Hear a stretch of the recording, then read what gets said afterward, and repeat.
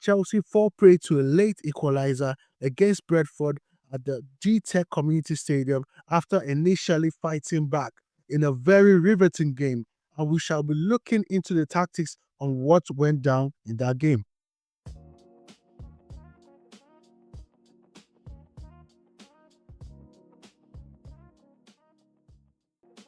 So into the lineups, and Brentford started with their usual lineup, the 5 at the back, 5-3-2, with a very strong lineup at home, while Chelsea started with their usual 4-2-3-1 formation, but a much changed lineup because a lot of the first teamers played many minutes during the international break.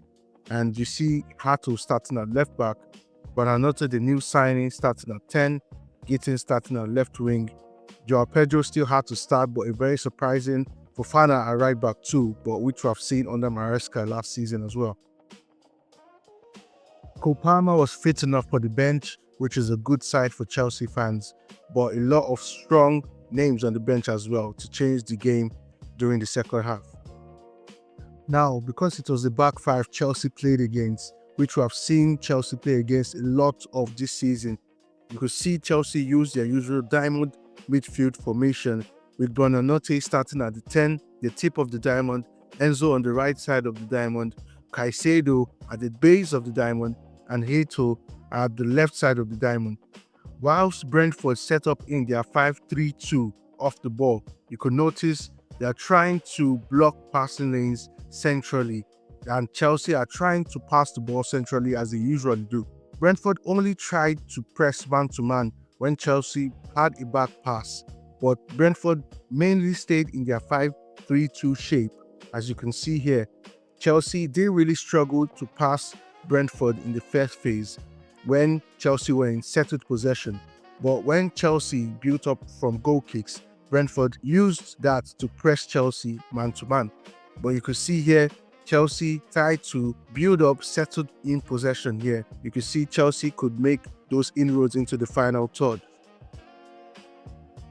Examining the tactics board, we could see this was basically how Brentford set up and how Chelsea set up. You can see here, whilst Chalobah has the ball, Jensen presses, Thiago their 9 stays on Caicedo, which was very interesting. I could see Shadi, who was beside Thiago as a second striker, also pressing Tosin as well. Fofana was pressed by Yarmolenko. Buonanotte was pressed by Henderson, and Van den Berg pressed Heto at times, but at times Heto was free enough because Van den Berg didn't push up too much to press Heto because of spacing behind, and especially because Gittins made a lot of these runs here in behind Brentford's backline. As you can see here, Chelsea tried to pass through Brentford, but Brentford tried to also not allow Chelsea to easily play through. And you can see Enzo, as Enzo dropped deep, Pinnock also dropped to be able to mark Enzo as well. But this also meant that the line of Brentford was quite high because Brentford pressed a lot of Chelsea players into the midfield. Now, when this line is high, these runs are very much on for Gittins here. Gittins can make this kind of runs in behind the defense, and that's what we saw him do. Neto did it at times as well, but it was not all the time. And what Chelsea encountered, which was the difficulty of the first half, it was when Joao Pedro dropped deep to receive the ball here. Nobody really took his place and stood in as the 9 or made enough runs, which were early runs in behind the defense. And these runs that Gittins and Neto made were more late runs. And even though they made the runs, the passes for the runs were not good enough to match the run, or the run and the pass were not on the same wavelength. So Chelsea struggled to really make inroads into the final box of Brentford. Now you could see here that whilst Joao Pedro did this, there was no one to really fill in. Buonanotte also dropped deep and not really filled the space that Joao Pedro left, which also shows how much Joao Pedro lost to get drawn to the ball, and a striker that can also play with Joao Pedro will be very important, and which makes the loss of the lap really very frustrating. An example of when Brentford pressed when Chelsea were in settled possession, as we could see here, Chelsea have the ball, Chalobah tries to pass to Fofana, gets lucky, it was not intercepted. but you could see here Thiago remains on Caicedo while Chelsea try to build up and draw the Brentford press onto them. Brentford take the bait and press Chelsea. Hato is still free. As I said, Van den Berg didn't press Hato enough at times, which left Hato free. But you could see Chelsea here play through.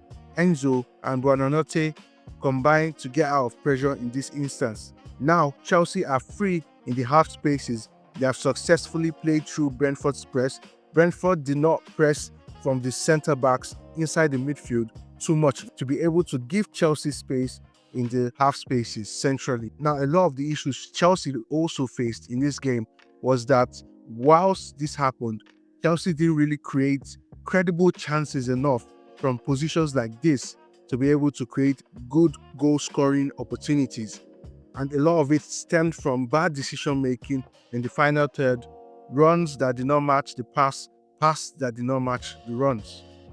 Now, from goal kicks, Brentford were more aggressive on Chelsea, playing Chelsea man-to-man, pressing them from the front. Brentford tried to close Chelsea down to one side of the pitch, and you can see Tosin is free in this instance. Chelsea go to the other side, and Brentford applied the same tactic of blocking Chelsea down one side. As you can see here, Chelsea are boxed in again by Brentford, and this time Brentford win the ball and attack Chelsea. Now, I wouldn't say that happened a lot in the first half because at times Chelsea did play through, but a lot of the time Brentford did aim to press Chelsea as well. Chelsea's press, as it has been throughout the season, was also strong against Brentford.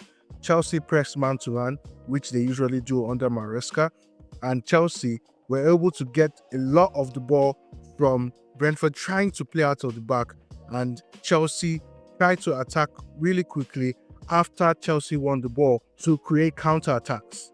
Chelsea win the ball, and Chelsea tried to attack quickly. Joao Pedro gets the ball here. This turns into a shot that was blocked. Now, as I said on the tactics board, Chelsea did struggle when Joao Pedro dropped deep to receive the ball and tried to knit play together.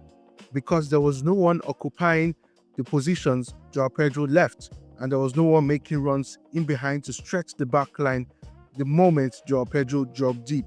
This space is where a striker is meant to be, as well as where Joao Pedro is to receive the ball, which is what a 10 does, which is what Joao Pedro is really good at. But this is where Chelsea miss a delap kind of striker in number 9 that stretches defenses in behind. And that's what Chelsea lacked in the first half. Joao Pedro also makes this half space run. No one occupied the space that Joao Pedro left. Joao Pedro gets the ball in a very good position, but here again, if someone was here for this cutback, this could probably be a goal as well. And this was what Chelsea struggled with in the first half. Now on the ball, Brentford did not cause Chelsea much problems, but they did cause Chelsea problems on the transition. Brentford won the ball from a Chelsea attack, and now Brentford make the pass here. Henderson makes the pass in behind for Sade. Sade makes that run in behind, and Tosin gets 1v1 against Sade. We saw this earlier in the match, and we could see that Tosin struggled against Sade as well as against Fulham when Josh King was sent 1v1. But now, Tosin also tries to make a block like he did earlier in the game, but this time, Sade scores. This highlights one of the few issues Chelsea have been facing since the beginning of the season in transitions. If you fail to win your second balls against a team like Brentford, you will most likely pay for it, and that's what Chelsea did here. Now, Chelsea went a goal down into halftime. What did Maresca do as a response? Brought on a lot of his first teamers. Now, the formation was very interesting, as we have seen Maresca do this probably once last season. It was more of a 2-2-6, a formation that makes Chelsea have a lot of players in the central positions as well as the wingers still stretching play out wide. But instead of a 3-1 or a 3-2 base, it was just a 2-2 with Cucurella staying in the half space in the left-hand side and James making his way into midfield, inverting into midfield with Caicedo. The centre-backs remain Chalobah and Tosin here. Chelsea tried to overload the centre of the pitch and pin Brentford a lot more. Now, Joao Pedro also isn't at number 9 now because Tyreek George comes in at 9 for Joao Pedro to drop deep to receive the ball as well as to help Chelsea progress up the pitch in the final third.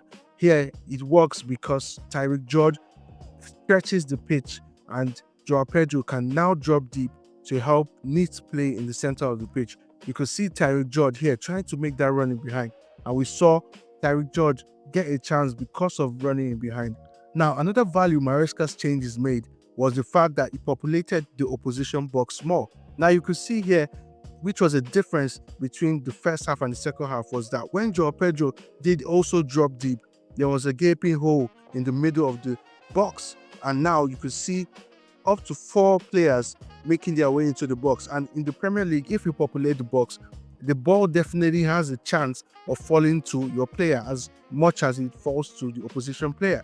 And this is what happened here because Enzo puts the ball into the box. Joao Pedro meets the cross with a header and the ball falls to Cole Palmer, which is the best player you want the ball to fall to in this position. Cole Palmer buries it and Chelsea are level. Now, in the second half, another thing that Chelsea did really well was to keep pressure on Brentford a lot of the time. With their counter press, Chelsea were able to win the ball and quickly attack Brentford again and again. And with numbers in the box, this definitely leaves space in front of the box.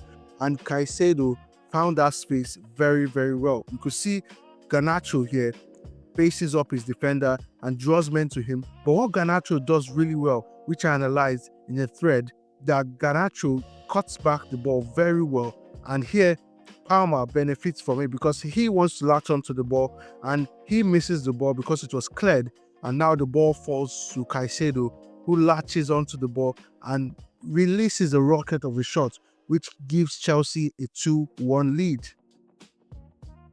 Like you see here, George made a running behind, which we explained in the first half a striker should do because Joao Pedro vacated the space. But here, George doesn't make the correct decision because Gittins made a run here as he has been doing the whole game, but he was not able to receive this pass from George. George instead took a shot. Now, Neto latches onto the through ball and puts a lovely cross in a very good area. But now, there's no 9 to take advantage. This was the point where Joao Pedro went back at 9 when Palmer came onto the pitch and George found his way back to left wing. Now, I feel if there was a striker that was here in this box at this time, maybe a Delap or even a Guiu, this probably is a chance that they will be sniffing because a striker makes that run to latch onto tap-ins. Now, although Chelsea missed those chances, they did really well to get back into the game late on with Caicedo's goal. But this should have definitely been prevented, especially late in the game. This was a technique that Brentford had been using all game, their long throws, and this really caused problems at times for Chelsea. But here, it caused the most problem because it led to a goal. After Aya wins the first ball, now you could see Chelsea struggle to clear the second ball. Garnacho had the responsibility of tracking the eventual goal scorer, Carvalho. But Garnacho here is ball watching. Garnacho loses his man and Carvalho puts the ball into the back of the net to make it a 2-2 draw late in the game. Now, to wrap up this analysis, let's briefly look into the stats. And you can see that the expected goals of both teams were below 2 expected goals. But most of Brentford's expected goal comes from Carvalho's goal, which was the goal that led to the 2-2 equalizer at the end of the game, which is 46% of Brentford's total expected goals. And it shows that Chelsea were mostly the better team in the game as well. But you could see that it was undone by the late goal of Carvalho, which fell to him a very good position. Chelsea had more shots as well as more big chances created, but Chelsea could not turn this into a win, which is very disappointing because Chelsea did well to come back into the game. But Brentford did well to also stay in the game and come back in the game at the end of the game. Now, even though Chelsea did a lot well to win the game at the end, especially in the second half, Brentford did enough to also not lose the game as well because Chelsea should have had more chances with the chances they had in the first half and second half to create better goal scoring opportunities for their forwards. Because of poor decision making, those chances were never created or converted. As well, Chelsea continued to struggle against transition opportunities, especially when Tosin is left 1v1. And those are the issues Maresca will be looking to mitigate in the next games, especially coming against Bayern Munich in their first Champions League match. That's all from the Brentford and Chelsea game. Please like and subscribe, leave a comment, and I will see you after the next Chelsea game.